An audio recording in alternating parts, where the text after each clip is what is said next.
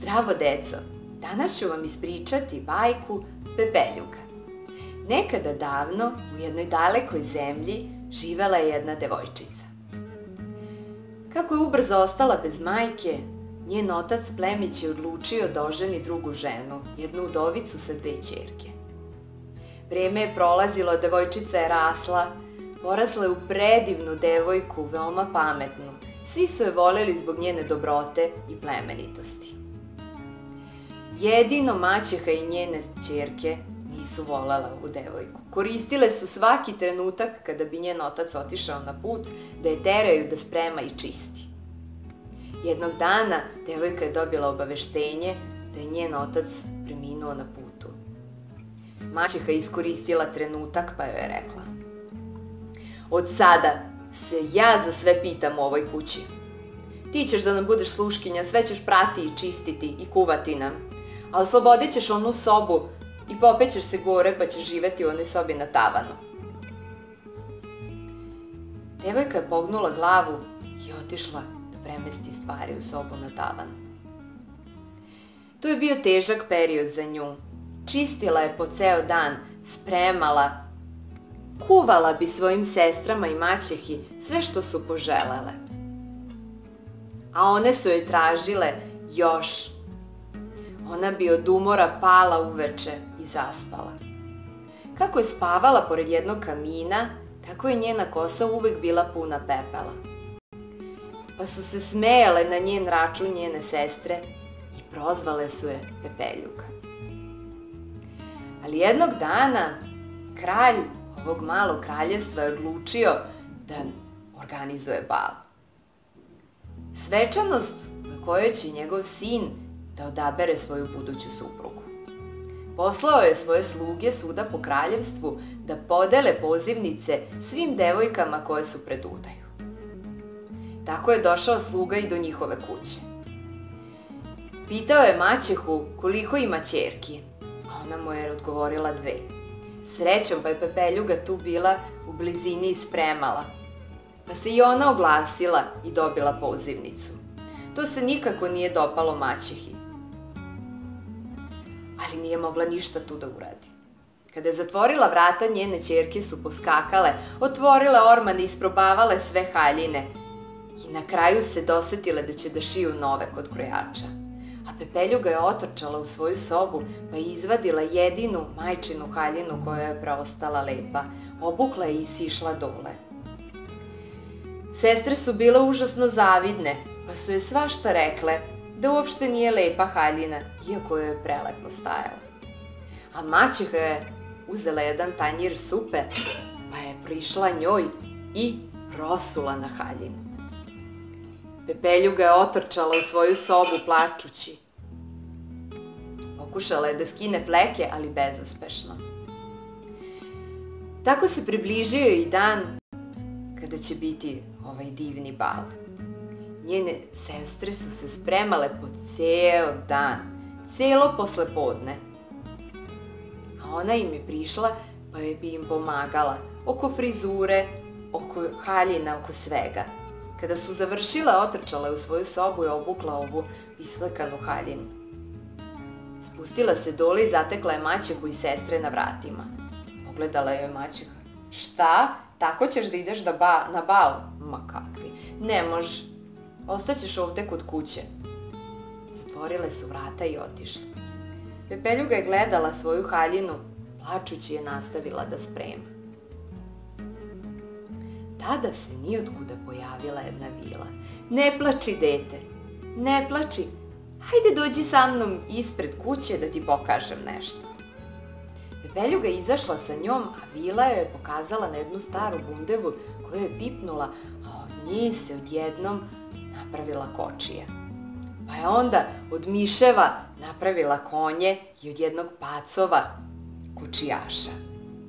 I rekla joj: "Hajde, dete, idi." "Ali Vilo, kako da idem u ovoj haljini? Neće me pustiti na bal." "Dobro kažeš." Pogledala je Vila malo bolje, pa je onda zatresla svojim čarobnim štapićem. Čiribu, čiriba. I odjednom Pepeljuga imala predivnu plavu balsku haljinu. divnu tijaru u kosi, sa prelepom frizurom i divnim staklenim cipelicama.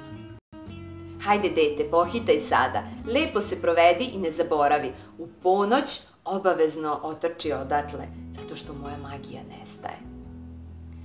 Devojka joj je mahnula i otišla na bal. Kada je stigla u predivan dvorac, popela se u stepenice i ušla u divnu dvoranu u kojoj su već svi pristigli. Svi pogledi su tada bili na njoj. Princ joj je primetio pa joj je prišao. Pozvao joj je da plešu i tako je bilo celo veče. On nije želeo više da pogleda ni jednu devojku. Međutim, kada je sat otkucao ponoć, Pepeljuga je otrčala. Kako je princ trčao za njom, ona je ubrzala pa je na stepenicama izgubila cipelicu. Utrčala je u kočiju koja je odmah krenula i kada je stigla iza ćoška, Pepeljuga je već sedala na bundevi, oko nje su trčali miševi i pacovi.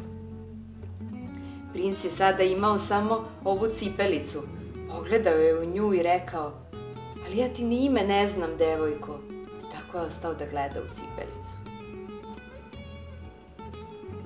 Sutradan je organizovao svoje sluge pa je krenuo po celom kraljevstvu da obilazi sve devojke da vidi koja će biti dobra cipelica.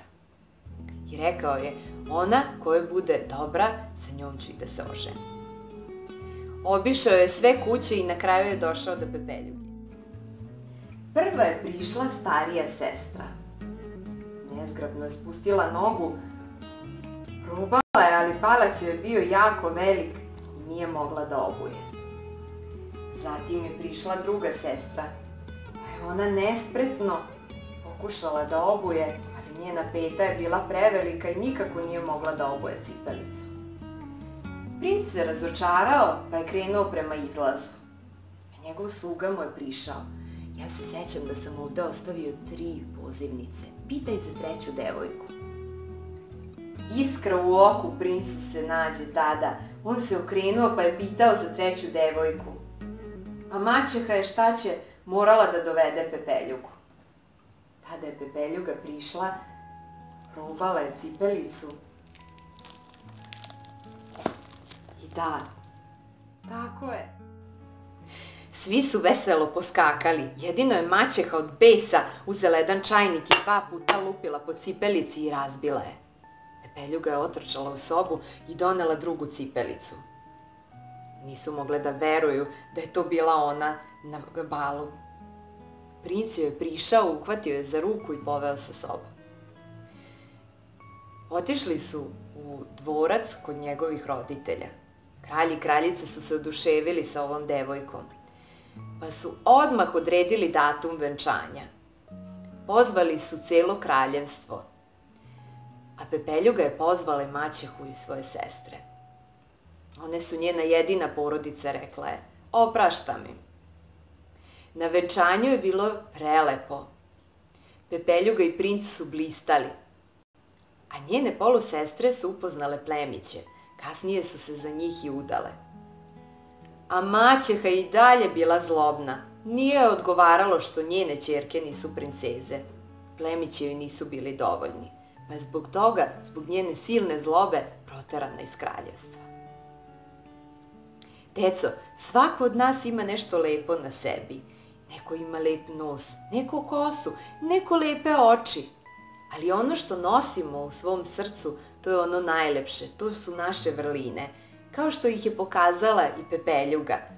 Ona je bila dobra i vredna i poštena i to je prepoznao princ i kralj i kraljica i njen život se promenio.